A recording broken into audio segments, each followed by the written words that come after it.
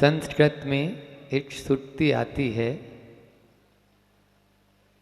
अनाश्रिता लता स्वयमेव लीयते। जो आश्रय से रहित बेल होती है वह असमय की नष्ट को प्राप्त हो जाती है।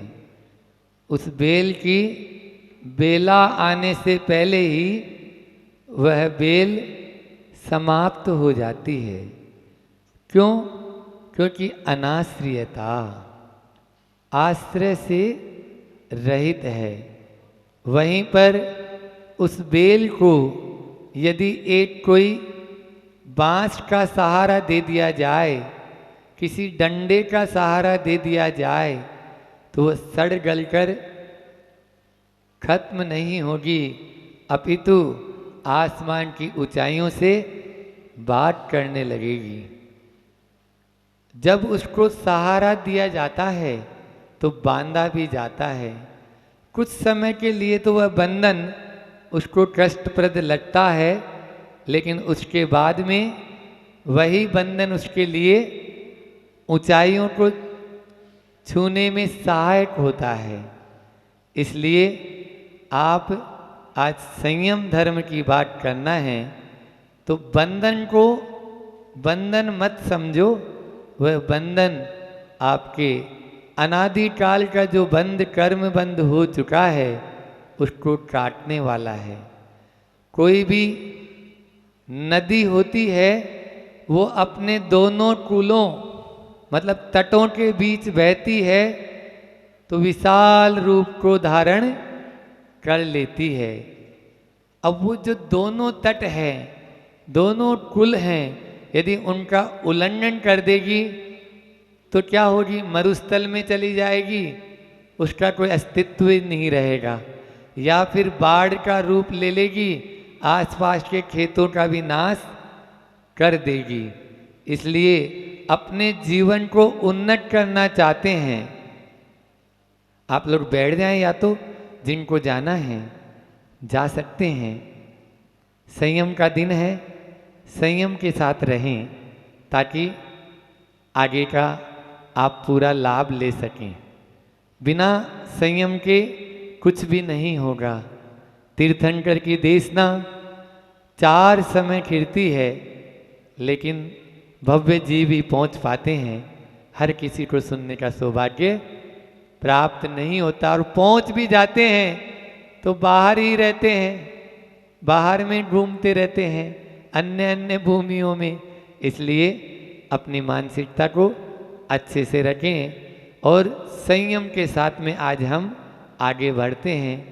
कोई भी मार्ग में हम चलते हैं, रोड पर चलते हैं, सड़क पर, तो सड़क के कुछ नियम होते हैं चलने के। आप उनको पालन करते या नहीं करते? बोलो, पालन करते हैं ना?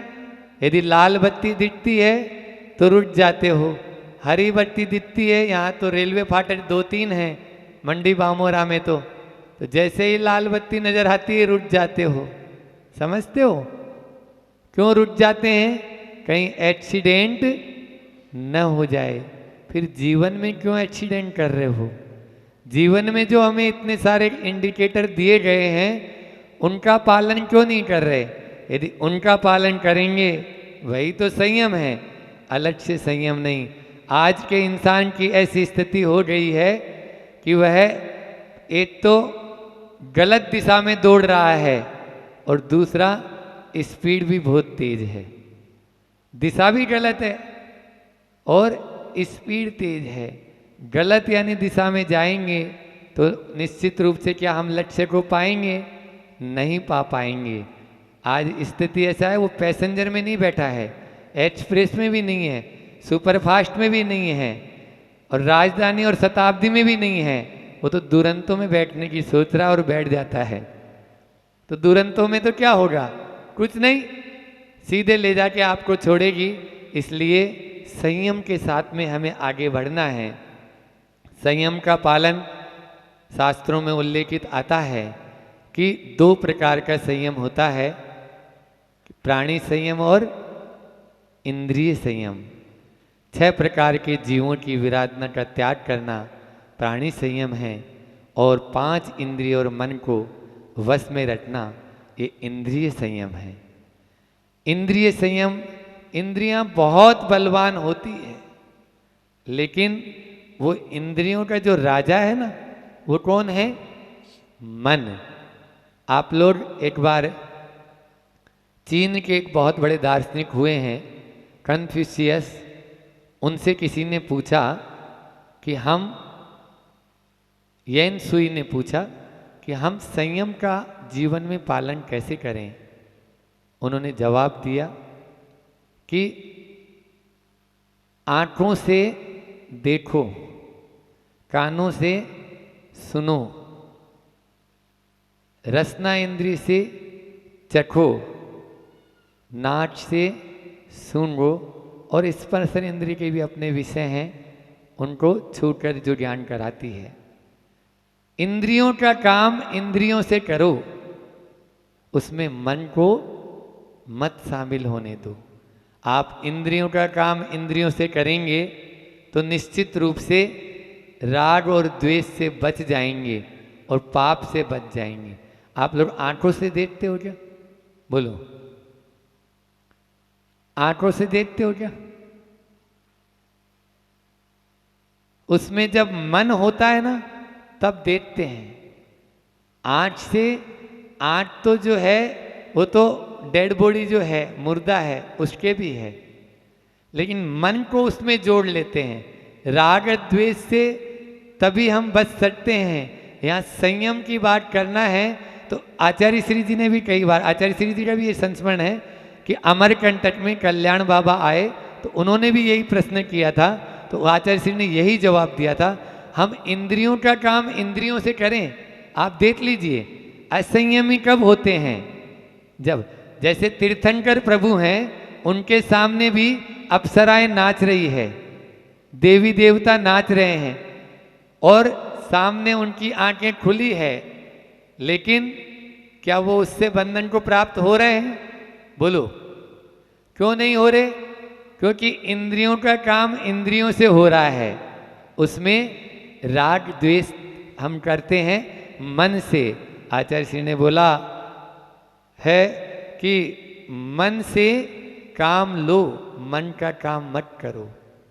मन से काम लो, मन का काम मत करो, मुक्ति की प्राप्ति हो जाएगी।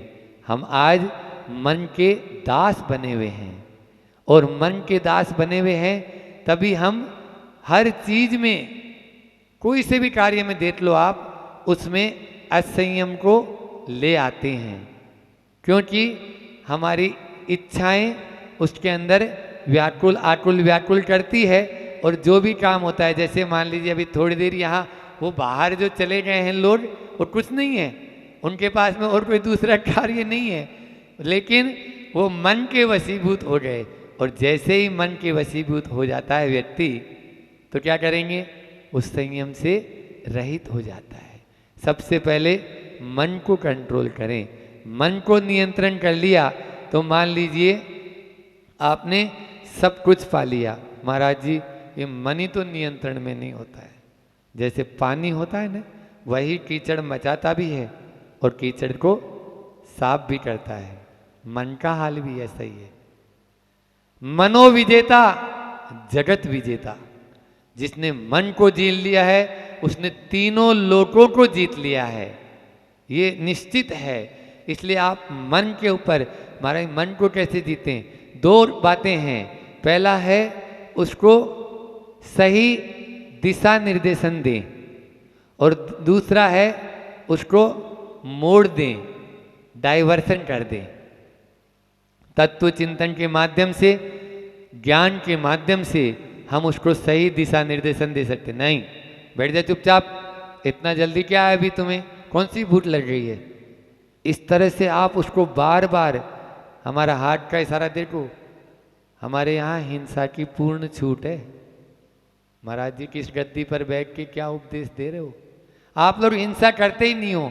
भानपुर की बात है, आचार्य श्री जी आए, सर्दी का मौसम था, दिसंबर जनवरी का, तो लेट उठते थे। हम लोग सब महाराज जी बैठे, आचार्य भट्टी हो गई, आचार्य श्री जी बैठे रहे, हम लोग चुपचाप, आचार्य श्री चुपचाप। थोड़ी देर बाद में धीरे से बोलते हैं, तुम लोग हिंसा करते ही नहीं हो। मुनि महाराज जी से बोल रहे हैं, तुम लोग हिंसा करते ही नहीं हो। हम लोग भी सोचे हिंसा करना तो पाप है, हिंसा थोड़ी करना है, लेकिन हमारे धर्म में आप हिंसा करो, मारो अपने मन को।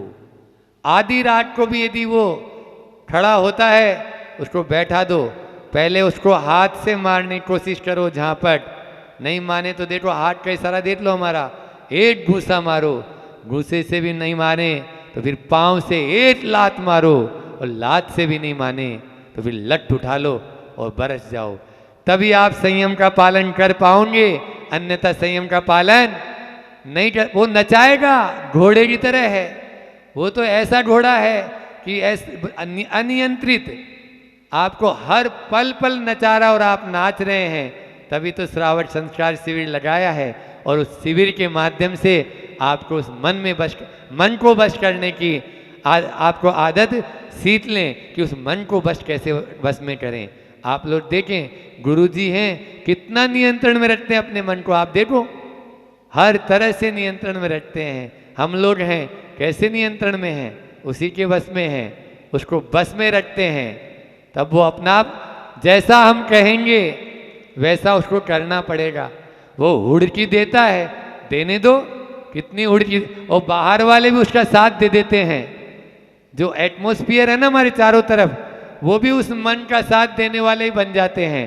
तो उसका देने दो, कितना हुड़की देते हैं, वो भी देंगे और ये भी देगा। लेकिन आपकी आत्मा में अनंत शक्ति है, इसलिए आप उसको मत भूलो। आप स्वतंत्र होना बहुत अच्छी बात है, मैंने पहले ही बोला था, लेकिन स्वच्छंद होना बहुत बुरी बात। स्वतंत्रता दिवस में बोला था मैंने, स्वतंत्र बनो, स्वच्छंद नहीं। आप स्वच्छंद होना चाह रहे हैं, और स्वच्छंद होंगे तो वैसा ही होगा। दीपक की लो होती है, उस टिमटिमाते दीपक में अगर हवा का यदि प्रेशर आ रहा है, हवा के माध्यम से वह बत्ती हिल रही है, कुछ नहीं कर पाओगे, न पढ़ पाओगे और न उसके प्रकाश में कुछ काम कर पाओगे। आजकल तो ये हेलोजन और आपके बड़ी बड़ी लाइटों का ज़माना आ गया, फिर भी यह बहुत बड़ा संदेश दे रहा है वह दीपक। उस दीपक के ऊपर एक यदि चिमनी रख देंगे तो उसकी लो हिलेगी नहीं। अपने जीवन में संयम की चिमनी रख दो, संयम की चिमनी रख देंगे तो आपकी जो ये ऊर्जा है इधर उधर व्यर्थ में नहीं जाएगी, वह ऊर्ध्व गति को प्राप्त हो जाएगी। संयम का बहुत लाभ है। एक सम्यक दृष्टि, जो हमने पिछले 5 दिन से जो गुणों की चर्चा कर रहे हैं, तो उन गुणों के माध्यम से अपनी दृष्टि में निर्मलता आती है, और जैसे ही दृष्टि में निर्मलता आ जाती है, सम्यक दर्शन की प्राप्ति हो जाती है। एक तत्वार सूत्र में सूत्र आता है, श्रावक वृत्तांत वियोजक जो 90 अध्याय का है, कि कर्म निर्जरा के स्थान बताए। सम्यक दृष्टि असंख्यात गुणी निर्जरा करता है, कब? जब सम्यक दर्शन की प्राप्ति कर रहा है तब, हमेशा नहीं। लेकिन यदि संयम का पालन कर लेता है कोई, तो वो सम्यक दृष्टि ध्यान में बैठा हुआ है चतुर्गुण स्थानवर्ती, और यहाँ पर संयमा संयमी जो पंचम गुण स्थानवर्ती है वो भोजन कर रहा है, तो भी असंख्यात गुणी निर्जरा, उसकी ध्यान में उतनी निर्जरा नहीं हो रही जो सम्यक दृष्टि बैठा है। सुन रहे हो, संयम का दिन है, यदि आप अणुव्रती बन जाते हो तो असंख्यात गुणी निर्जरा भोजन करते हुए भी करेंगे, नहीं तो ध्यान में भी बैठे हैं तो उतनी निर्जरा नहीं कर पाएंगे। और आगे बढ़ते हैं तो उसके बाद में जो समय आपके संयमा संयमी है, अणुव्रती है, वो ध्यान में बैठा है, उससे भी अनंत गुणी असंख्यात गुणी निर्जरा मुनि महाराज आहार लेते हुए कर लेते हैं। उत्तरोत्तर उत्तरोत्तर ये असंख्यात गुणी निर्जरा बढ़ती भी चली जाती है। यदि आप आगे बढ़ना चाहते हैं तो संयमा संयमी बने, अणुव्रतों को धारण करें। पूज्य महाराज श्री जी ने पहले दिन जब आए थे तब भी अपनी भावना व्यक्त की थी, और आज दिन संयम का है तो फिर से हम उसी बात को आगे बढ़ाएंगे। और हमने भी अपनी ओर से कई बार आपको बोला और उसका परिणाम भी निकला दोनों का मेहनत करने का, कि अभी 5-6 लोगों ने अणुव्रतों को ग्रहण करके आचार्य श्री से व्रती बने वो। लेकिन अभी इतनी सी ताली से और इतना सा नहीं है, अभी तो बहुत लोगों को ये बुंदेलखंड है, केवल मात्र मन को मारना है। मन को मार दोगे तो निश्चित रूप से आपके भीतर का वह सोया हुआ शेर जाग जाएगा, कुछ भी दिक्कत नहीं है। और अभी तो कुआं भी बनने वाला है, जो ये नया मंदिर बन रहा है उसमें सबसे पहले मैंने महाराज श्री से निवेदन यही किया कि मेरे पास में बहुत सारे लोग आ रहे हैं महाराज जी व्रती बनने के लिए, लेकिन उसमें कुआं जरूर बन जाए बस। तो यदि, और हमारे यहाँ तो कुएं के पानी से ही अभिषेक पूजन होती थी पहले भी, लेकिन अब तो आपके मंदिर में ही ईशान दिशा में जो बताएंगे वहाँ पर कुआं रहेगा, तो सब घरों में आपके कुएं की पानी की समस्या खत्म हो जाएगी। इसलिए आप लोगों को ये नियम लेना है कि नहीं, इस चातुर्मास के अंत तक अपना मन बना लेंगे और अभी से ही आप करना शुरू कर देंगे, तो फिर एक साथ जाके और बड़े बाबा के और छोटे बाबा के चरणों में हम सब अणुव्रती बन जाए। बता रहा हूँ ना, ध्यान में बैठे हुए हैं, वो चतुर्दिन स्थान व्रती उतनी निर्जरा नहीं कर पा रहा है जितना आप हमेशा कर पाएंगे। भोजन कर रहे हैं आप और अन्य कोई दूसरा काम कर रहे हैं तो भी असंख्यात गुणी निर्जरा आपकी हो सकती है। इसलिए इंद्रियों की बात चल रही है, इन इंद्रियों को वश में करने के लिए मन उसका राजा है। उस मन को मारने के लिए हमने तरीका बता दिया है, पहले झापड़, फिर घूसा, फिर लात और फिर लठ। अपना वो बस में क्यों नहीं होगा, वो हमारा दास है और उसको आपसे बढ़िया और कुछ मिलेगा नहीं मिलेगा। इसलिए इन चीज़ों को समझे। आज का हाइकू भी लेते हैं अपन, नियंत्रण हो, इसी से संबंधित है। नियंत्रण हो निज पे दीप बुझे निजी श्वास से। 17 अक्षरों में आचार्य श्री जी ने संयम का पूरा अर्थ बता दिया है कि संयम क्या होता है। आप लोगों को शायद समझ में अभी नहीं आया, अर्थ बता, इसीलिए तो हाइकू बोल रहे हैं ये, है ना। और उनकी भी भावना इसीलिए है कि हाइकू का अर्थ जो है समझ में आ नहीं पाता। आचार्य श्री जी अपने गहरे चिंतन से लिखते हैं और उनका स्टैंडर्ड छोटा नहीं, बहुत ऊंचा है ज्ञान का। तो उस ज्ञान के उस चिंतन से जब कोई बात निकलती है तो हर कोई को जल्दी से समझ में नहीं आई, लेकिन सरल भी है, बहुत सरल है। कि दीपक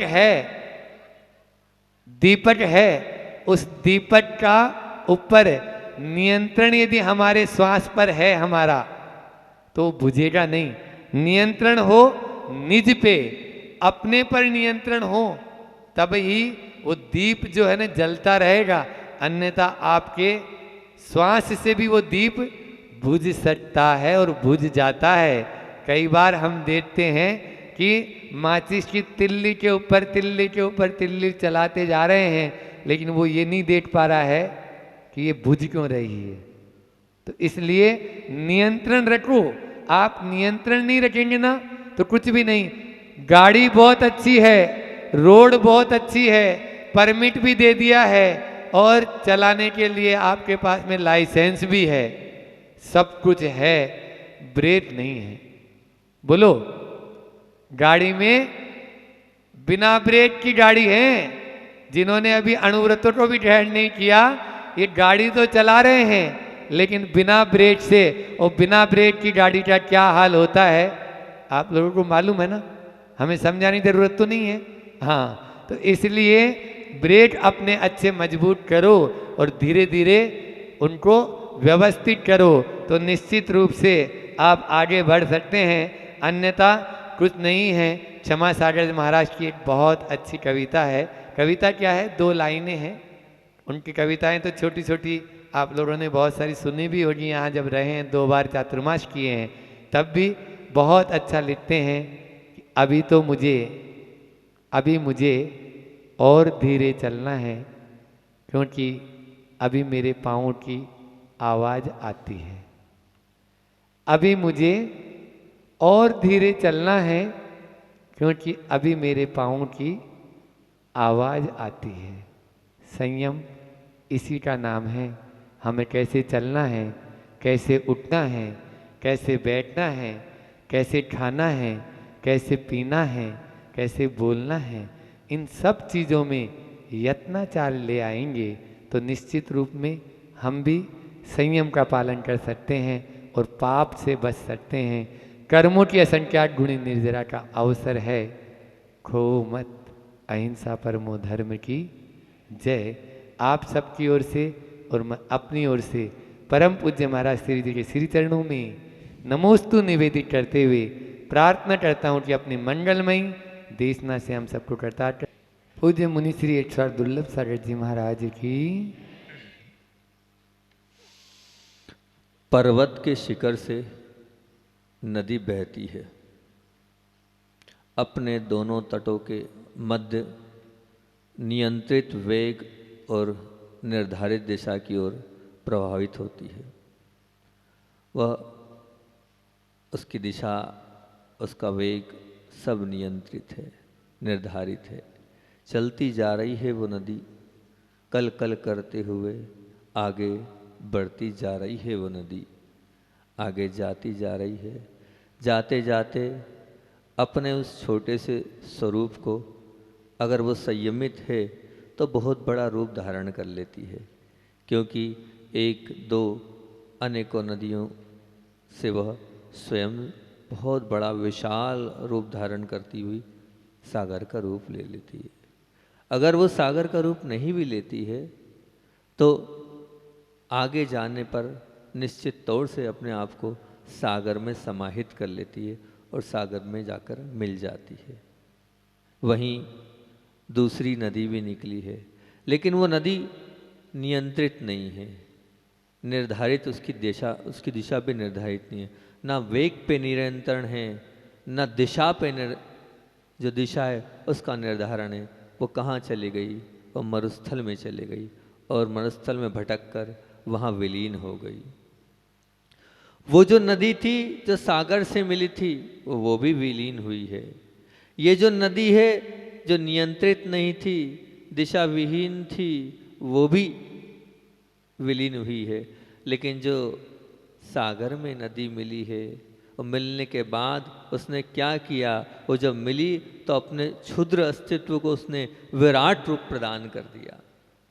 और वो जो नदी है जो मरुस्थल की ओर बढ़ गई थी, उसने अपने स्वरूप को, क्षुद्र स्वरूप को और समाप्त कर दिया, नष्ट कर दिया। अर्थात नदी सागर में गई, वो सही दिशा में और नियंत्रण में थी तभी गई। बस इसी दिशा और नियंत्रण के निर्धारण का नाम संयम है। इसी दिशा और नियंत्रण का नाम संयम है। हमें शांति के सागर तक पहुंचना है तो हमें सही दिशा में जाना होगा। अगर हम सही दिशा में नहीं गए और उस दिशा को हम भूल गए, भटक गए, तो हम यहाँ वहाँ भटक जाएंगे। कहाँ भटक जाएंगे?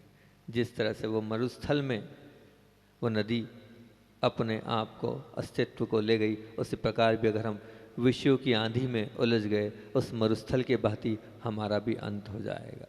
हमारे अंदर सब कुछ है, बस स्वयं की धारणा को मजबूत करना है, अपने आप को तैयार करना है, अपनी ऊर्जा का सदुपयोग करना है। संयम की जब बात आती है तो हमें उस व्यक्तित्व के ऊपर बहुत श्रद्धान होता है जो स्वयं पालता है, कायदे से रहता है, पूरे नियमों को, पूरे कानूनों को, पूरे रूल्स सब अच्छे से दिख रहा है उसके जीवन में, वो उसकी चर्या में वो झलकता है। जब झलकता है तो अपने आप माथा झुक जाता है, और झुकना ही पड़ता है, झुकाना ही पड़ता है। जो चीज़ अच्छी होती है वो अपने आप उसका गौरव गाती है। संयम का अर्थ क्या है? मात्र अपनी भावनाओं पे राज करना। आपकी जो अंतरंग के परिणाम है उन पर राज कौन करता है? उसका राजा है संयम। सेल्फ कंट्रोल कह सकते हैं हम उसे। क्या आप संयमित हैं? मतलब सेल्फ कंट्रोल है। महाराज जी फिर भी नहीं हो पाता। संयम में रहना, पहली बात संयम में रहना एक बहुत बड़ी चीज़ है, संयम पालना उससे बड़ी चीज़ है। और संयम पालने के बाद संयम का अनुभव करना और उससे और भी कठिन चीज़ है। मानता हूँ संयम में रहना, संयम पालना और संयम का अनुभव करना, वे तीनों चीज़ बहुत कठिन है। लेकिन इसकी कठिनता दूर हो सकती है, बिल्कुल दूर हो सकती है। अगर आपको संयम रूपी रथ पर सवार होना चाहते ही हो तो अपने जीवन में लगाम लगाओ। आप संयम रूपी लगाम आपके पास है, उसको आप लगाम को खींचो। कैसे कैसे खींचना है महाराज? सबसे पहली लगाम निषेध रूपी लगाम। सबसे पहले कौन सी लगाम लगाना है आपको? निषेध रूपी लगाम। दूसरी लगाम, ये पहली लगाम हुई, अगर आपने अपने जीवन में निषेध कर दिया फिर वहाँ रुक जाओ आप। दूसरी लगाम है आपकी, आपको रुकना है, आगे नहीं बढ़ना है। जब आप रुक गए तो तुरंत आप गुरु के सानिध्य में जाओ, प्रभु के सानिध्य में जाओ और नियम ले लो, संकल्पित हो जाओ।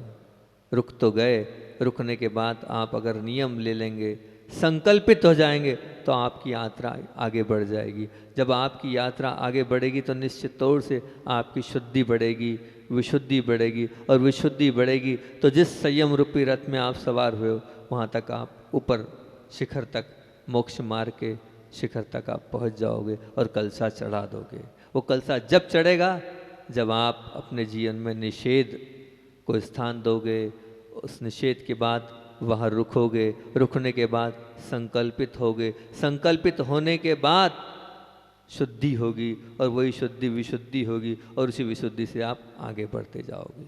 निषेध क्या है अपन इसको समझते हैं। सबसे पहले अपने जो मन है, मस्तिष्क से हमें कुछ चीज़ें बिठा लेनी चाहिए कि मुझे ये मेरे जीवन का निषेध है, मुझे ये नहीं करना। अर्थात कोई सीमा रेखा बना लो आप, कोई बाउडी बना लो आप, बाउंड्री बना लो आप उस बाउडी की कि इस पानी कब नहीं जाएगा उसमें अगर वो बाउंड्री बनी हुई है, उस बाउंड्री में पानी तब नहीं जाएगा। तो क्या करना है? हमें सीमा रेखा बनाना है, बाउंड्री बनाना है, लक्ष्मण रेखा बनाना है, मर्यादाएं बनाना है। जब तक हमारे जीवन की मर्यादाएं नहीं होगी, सीमा रेखा नहीं होगी, लक्ष्मण रेखा नहीं होगी, हम भटक जाएंगे। हमारे जीवन में जो लक्ष्मण रेखा है उस लक्ष्मण रेखा के पार नहीं करना। नहीं करना मतलब नहीं करना, नहीं छूना मतलब उस चीज़ को हमें नहीं छूना, उस दिशा में ही हमें नहीं जाना। ये आपका पक्का निर्णय स्वयं का होगा। अगर कोई दूसरा नियम देता है, अगर कोई दूसरा व्यक्ति नियम देता है तो हमें उसको शायद पाल पाते हैं, नहीं पाल पाते हैं, ये आपके खुद के मन की जीत और हार के ऊपर निर्भर है। लेकिन जब आप स्वयं अपने मन में धारणा बना लेते हैं तो वो नियम पलता ही पलता है। निषेध खुद के द्वारा खुद पर तय करो, निषेध खुद के द्वारा खुद तय करो तो वो आपको आगे तक, आपके जीवन तक पलता जाएगा।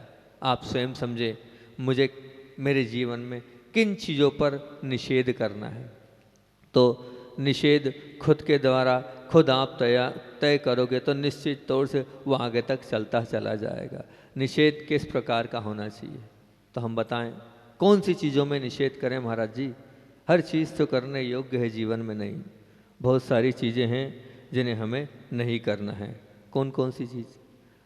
जिस चीज़ से हमारी छवि खराब हो रही है, हम क्यों उन कार्यों में उलझें जिससे हमारा खुद का चारित्र खराब हो रहा है, हमारी छवि खराब हो रही है और हमारे लिए सब एक उंगली उठा रहे हैं।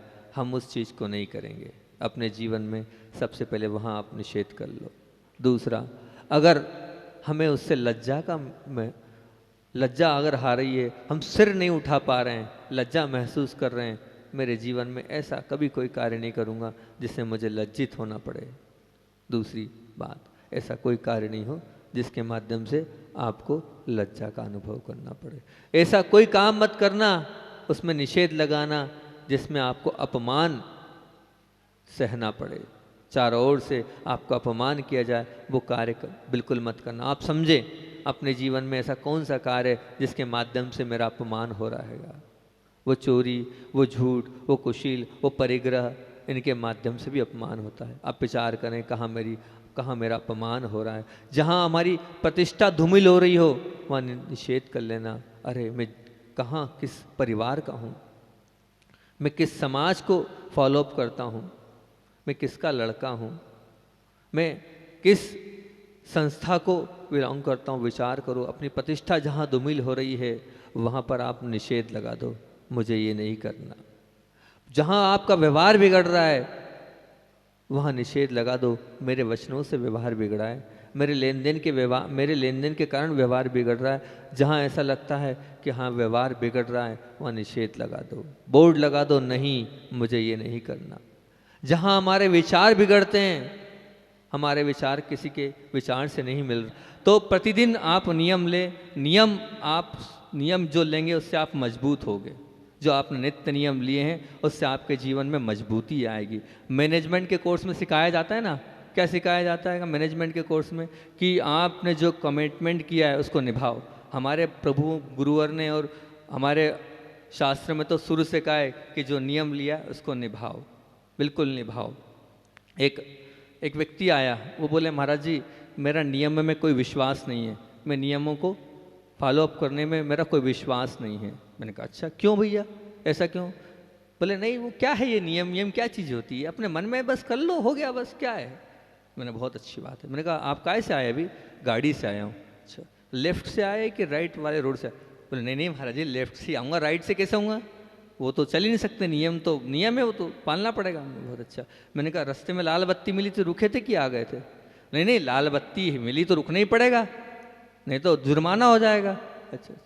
मैंने कहा साइड में आप मुड़े थे तो वो इंडिकेटर जलाया था, लाइट जलाई थी कि नहीं? और हाँ।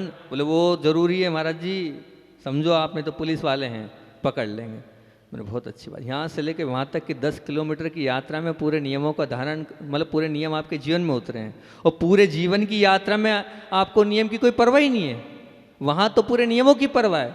और अपने जीवन जो सबसे प्रमुख है उसमें नियम की परवाह नहीं है। ये है आज की मानसिकता। वहाँ पूरे नियम पालेंगे पर अपने जीवन में नियम को कोई स्थान नहीं दे रहे हैं। उन्हीं का बच्चा था, वो भी ऐसे ही कह रहा था, हाँ महाराज जी सही तो है। हमने पूछा क्या क्रिकेट खेलते हो? हाँ खेलते हैं क्रिकेट। तो मैंने कहा बेटा क्रिकेट खेलते हो तो उस क्रिकेट में बाउंड्री को हटा दें हम। उन्होंने कहा बाउंड्री को हटा दें? अरे महाराज जी बाउंड्री हटा दोगे तो पता कैसे चलेगा, चलो क्रीज को हटा दें हम। नहीं क्रीज भी नहीं हटा सकते। अरे क्रीज भी नहीं हटाना, बाउंड्री भी नहीं हटाना, तो फिर क्रिकेट का मज़ा बाउंड्री के बिना और क्रीज के बिना नहीं है, तो जीवन का मज़ा भी नियम के बिना नहीं है। नियम से बन जाओगे तो जीवन का मज़ा आ जाएगा। नियम का मज़ा लेना है तो नियम से बन जाओ, और वो भी नियम लो तो आस्था से, निष्ठा से, समर्पण से, भक्ति से, दृढ़ता से पालन करो, पीछे मत हटो, बिल्कुल पीछे मत हटो। अभी कोई गली मत निकालो उसमें। अभी कुछ पहले की बात है कि कुछ बच्चों ने नियम लिया, अब भूख लग रही थी, बाहर गए थे, उन्होंने सोचा स्थान पे पहुँचेंगे तो खा नहीं पाएंगे, तो रास्ते में पहले ही एक ढाबे पे रुक गए। बोले वहाँ का त्याग था अपना, बाहर का थोड़ी हैगा, वो तो वहाँ का त्याग कराया था महाराज जी ने, और उन्हें बाहर खा लिया। फिर आके प्रायश्चित ले रहे हैं हमसे, महाराज जी प्रायश्चित दो, प्रायश्चित दो, प्रायश्चित दो, प्रायश्चित। मैंने कहा और 4 महीने बढ़ा दो, ये प्रायश्चित है। तुमने क्यों तोड़ा नियम? लेते वक्त ऐसा बोला था क्या हमसे कि सिर्फ जहाँ पर रहते हैं हम वहाँ का त्याग, जैसे अभी बामोरा में रहते तो बामोरा का त्याग, ऐसा क्यों किया आपने? मैंने कहा आगे बढ़ाओ नियम को, 4 महीने और कर दो। परेशान हो गए बच्चे, उनका परेशानी झेलना पड़ेगी। तो ये जो गलियाँ आपने निकाली है वो ठीक नहीं है। आप लोग यहाँ रह रहे हैं, 10 दिन संयमित हैं, यूँ बाहर संयमित नहीं रहते, रहे कि नहीं संयमित आप? आपने माना, अंदर से विचार किया तो आप रह रहे हैं संयमित। अगर आपकी धारणा नहीं होती तो रह पाते आप संयमित? बिल्कुल नहीं रह पाते। ये आपके खुद को, आपने मन को मोटिवेट किया, मन को मनाया, नहीं करना नहीं करना, तो आप मान गए, और आपने मन को छूट दे दी तो आप खुले हाथी, खुले क्या बोलते हैं उसको, अच्छा नहीं लगता वो बोलना हमारे मुंह से, खुले बेल बोल देते हैं, वो अच्छा नहीं शब्द। कब बनते हैं? जब आपने मन को नियंत्रित नहीं किया। मन को नियंत्रण आपके हाथ में, नियम को पालन करना आपके हाथ में। नियम क्या है? अच्छा इसी बार बार बोलते हैं, नियम आत्मानुशासन का पाठ पढ़ाता है। ये गुरुदेव के शब्द हैं, गुरुदेव बार बार बोलते हैं नियम क्या है? बोले नियम आत्मानुशासन का पाठ पढ़ाता है। अगर आपको आत्मानुशासन के साथ रहना है तो आपको नियमों से तो बनना ही पड़ेगा। अगर नियम से नहीं बने तो संयम पल ही नहीं सकता है। अपने जीवन में नियम को आप धारण करें, उसका पालन करें। चौथी और अंतिम बात है, उन नियमों को पालने से अपने आप को रोकने से, अपने आप को निषेध करने से तभी आपके जीवन में शुद्धि घटित होगी, तभी आपके जीवन में विशुद्धि घटित होगी। अपने जीवन में आपने जो निषेध रूपी लगाम को लगाया और फिर उसके बाद रोक दिया, फिर उसके बाद नियम से बन गए, तो शुद्धि निश्चित है। उल्लास और प्रसन्नता के साथ आप रुक रहे हो, निषेध कर रहे हो, और निषेध के बाद अब क्या है? शुद्धि है। शुद्धि कब होगी? जब ये पालोगे। इनके बिना भूतो न भविष्यति, आपकी शुद्धि होनी ही नहीं है, होनी ही नहीं है।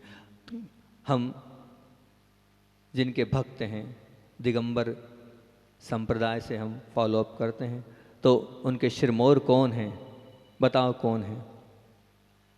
उनके लिए एक लाइन बोलता हूँ, सुनना। आप खुद अपने मुंह से बोल दोगे कि वो कौन है।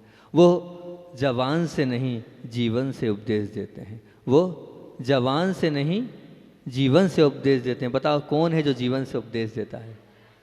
आचार्य भगवंत विद्यासागर जी महामुनि राज, जो जवान से नहीं जीवन से उपदेश देते हैं। हम भी ये चाहेंगे आप भी जवान से नहीं जीवन से उपदेश देना सीखोगे, तब आज के संयम धर्म को हम पाल पाएंगे। वीतरागी और संयम के उच्च शिखर पर बैठे ऐसे आचार्य श्री जी, जो चतुर्थकालीन चर्या का उपदेश हम सबको दे रहे हैं, हमको दे ही नहीं रहे, करके बता भी रहे हैं। उनका खाना, उनका पीना, उनका उठना, उनका बैठना, उनका चलना, उनका सोचना, उनका विचार करना, सब कुछ आगम के अनुरूप है। आप उनकी चर्या को देखोगे तो उसमें समयसार झलकेगा, उसमें मूलाचार झलकेगा, उसमें साक्षात दिगंबरत्व का दर्शन होगा। हम उनको देखकर, वे इतने उत्कृष्ट संयम का पालन कर रहे हैं और इस वृद्ध अवस्था में भी किसी प्रकार का समझौता नहीं कर रहे हैं। और हम अभी है, सब कुछ है आपके पास, पूरा शरीर हष्ट पुष्ट है, सब कुछ होने के बाद भी आप क्या पाल पा रहे हैं? बताओ। अभी भी वो सामायिक करते हैं, उनकी सामायिक देखना आप, उनका प्रतिक्रमण देखना आप, उनकी भक्ति देखना आप। उस वृद्ध अवस्था में भी किसी प्रकार का समझौता नहीं है। मैं रेवती रेंज में रहा हूँ, मैंने उनको बहुत पास से देखा है, इतने पास से, इतने करीब से देखा है। उसके बाद भी बाहर आके आंख से आंसू हो जाते थे। क्या है ये? इतना होने के बाद भी आचार्य समझौता नहीं कर रहे अपने आप से। इतना होने के बाद भी उनने कभी, वो रेवती रेंज का जब दृश्य याद आता है तो आंखें भर आती है। इतनी तकलीफ, इतनी वेदना, उसके बाद भी कोई समझौता नहीं, कोई समझौता नहीं। धन्य है, मैं अपने आप को धन्य मानता हूँ कि ऐसे उत्कृष्ट आचार्य भगवंत का मैं शिष्य हूँ। उनके जैसा बनूँ, उनके जैसे संयम का धारण करूँ, यही भावना से यहाँ पर प्रत्यक्ष तो नहीं, परोक्ष में उनके चरणों में बारंबार नमस्ते करता हुआ बोला, आचार्य भगवंत विद्यासागर जी महामुनि राज की।